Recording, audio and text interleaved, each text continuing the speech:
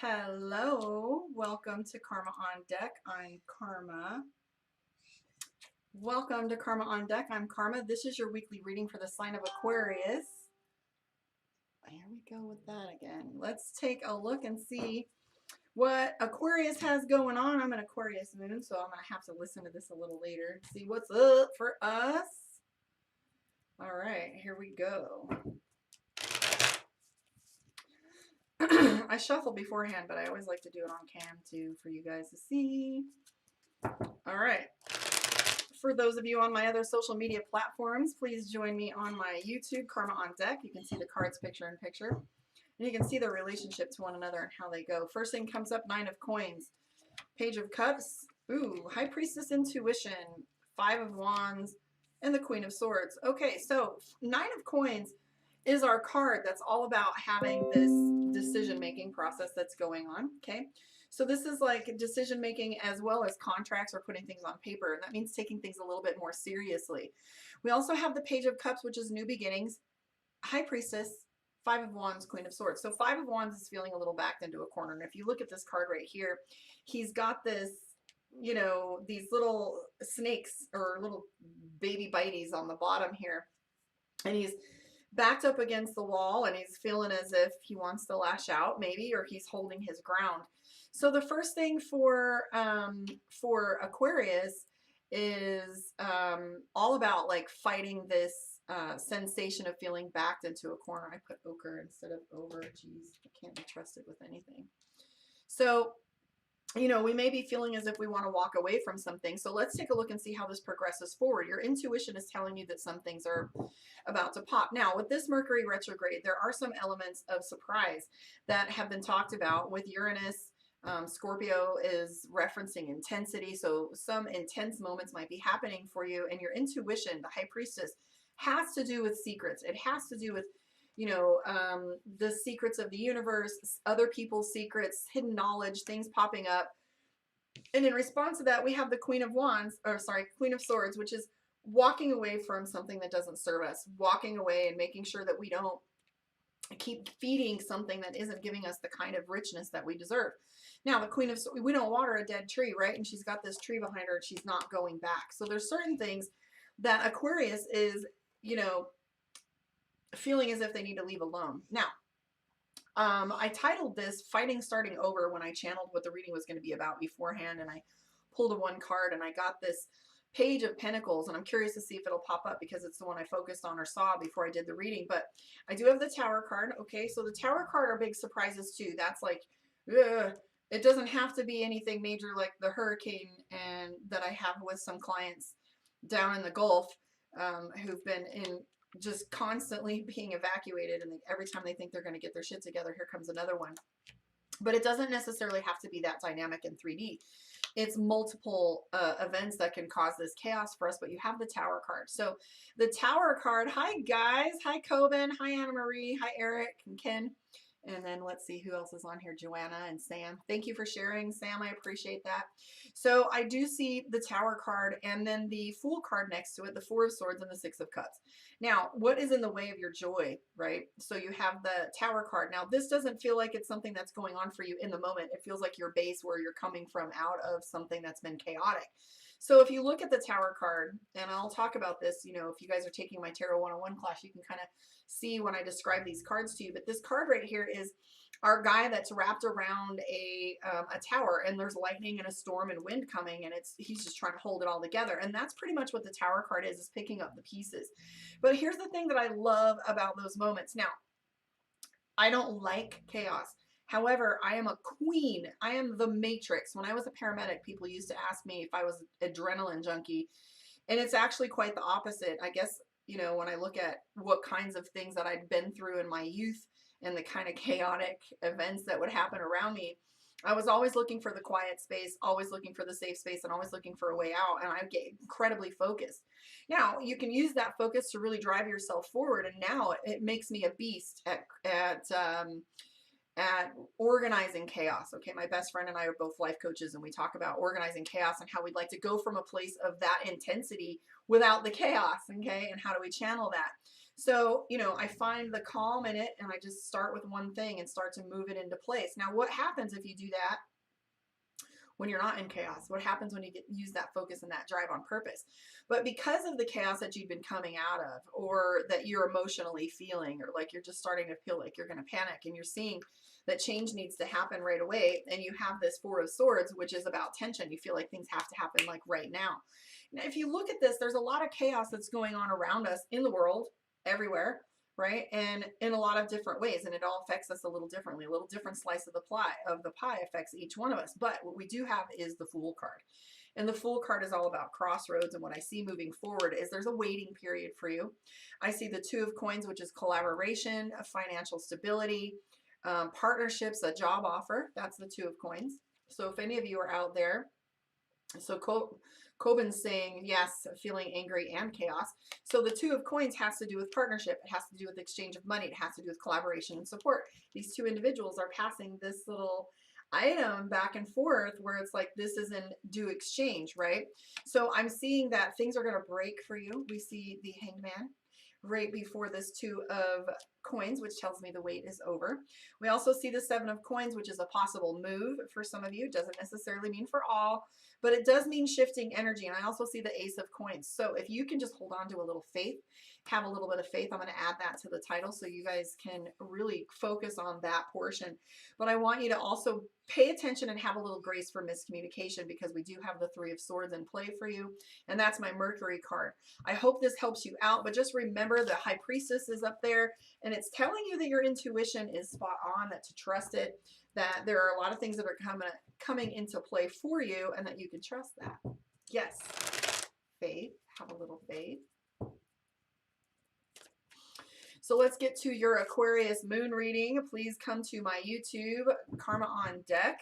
I would love your support there, very much so. It's my favorite platform. Oh, so let's look at your Aquarius moon, karmaondeck.com. Book your one-on-one today. I do have some time this evening. Ace of Coins, again, the primary card that comes out in the beginning of your moon reading. That's your congruency so far. We also have the Seven of Wands, where you're feeling a little bit backed into a corner. You have the Justice card, which is a little expounding on the Ten of Wands that we had in the beginning, which is more about like legal matters, paperwork, documents, etc.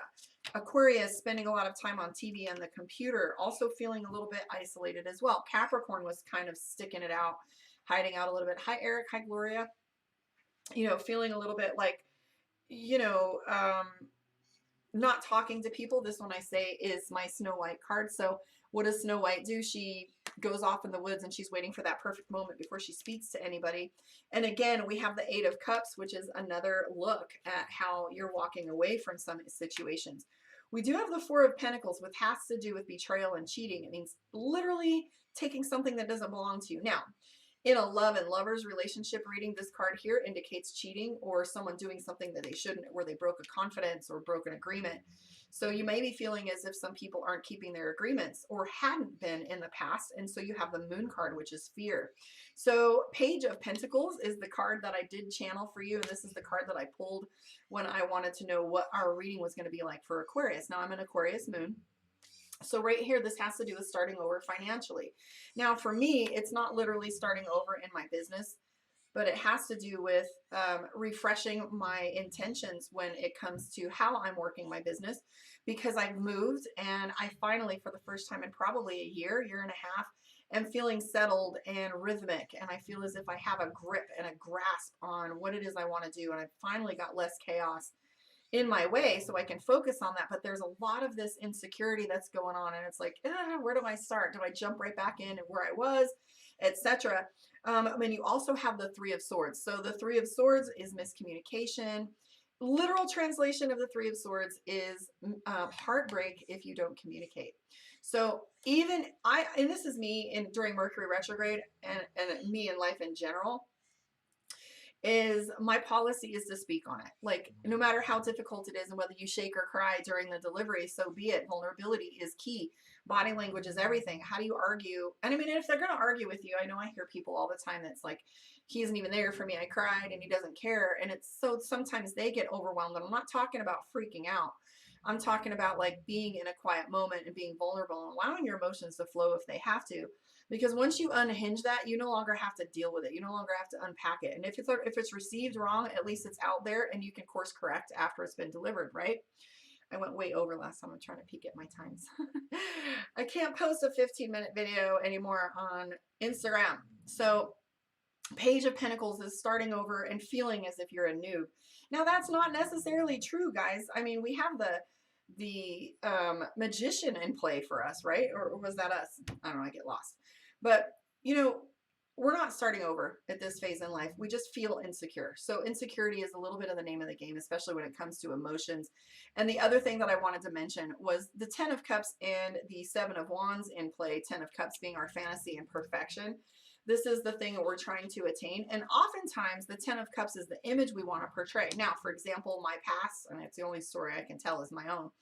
But in my past, I used to be very, very religiously structured, and I was very embarrassed or ashamed to allow anyone to see me slipping on that. And that's one of the examples that I can use. It's like, you know, my clothing to a certain length and my language and what I eat and what I do, and I'm very concerned of what people will look like, avoid the very appearance of evil, right? And so sometimes that attainment that we put ourselves up against in that perfect picture isn't reality at all. And if you look at it and you realize that you're trying to attain something that our parents or our religion or society tells us we're supposed to attain, and it's nothing but false fronts, scripts, and a dialogue and a fantasy story. And once we let go of that and just actually be authentic and communicate what it is that we want, and just living, I mean, sometimes just living your authentic self is enough. People don't really need to hear you articulate, I'm this or I'm that. But I do see that you definitely don't want to repeat certain lessons, and you have the Moon card, which is fear, and you don't want to repeat certain lessons. We don't want to operate out of fear. Now, here's the difference between being judgmental and having good judgment. Judgment is painting something in a light that is favorable or unfavorable, good or bad. I mean, you can have good judgment and say, you know, crack is bad. However, you know, being judgmental is that she's a crackhead, right? So using good judgment in our life, the Moon card talks about fear. It's a necessary journey, a thing that we have to take on. And that's using good judgment. That's using our past as the measuring stick, right? Making sure that we can attain a better standard, Gloria, just like, you know, when we're working out or when we're doing different things. And we use a standard for our own measuring stick. And then there's others where we know that we're not going to go back to that. So use that as your power. And I also see Aquarius being somewhat defensive. I agree. I got stood up. Yes, I'm still talking about it. I'm just trying to figure out how I let myself get into that situation. I played myself, right? So you have this defensive behavior, but that doesn't serve anybody to stay behind your walls. I want to see that shining soul, whether it's painful or bright, mean or mad, like let it out, let it be. Let's pull a card for you from our Divination of the Ancients. And I actually am going to come back on here and do Pisces because I am a Pisces rising and that's my jam. So let's pull a card here. Like, subscribe, and share. Please come onto my YouTube. Uh-oh, sound broke. Hopefully that helps. Okay, Coben said I lost some sound for a second there. All right, come to my YouTube, Karma on Deck. Candle, illumination. So this card indicates that some things are going to come to light, like we were talking about with your, thank you, Coven. So the candle card references illumination. So Mercury retrograde is our friend right now. We're going to have these surprises that come up with our aspects that are in play. And if you just give things time, and I know that we often feel, and there's this energy lately of intensity where we feel like things have to happen now, or that we feel as if these opportunities aren't going to last, so we have to make these choices now, and everything is about intensity. So the illumination card reminds us to take our time and allow the path to be illuminated before we step on it. We don't, you know, we can trust that the information that we need will be presented when we have it, when we need it. I want to thank you guys for hanging out with me. I am going to come right back on, and I'm going to do Pisces after this. Thank you for hanging out with me.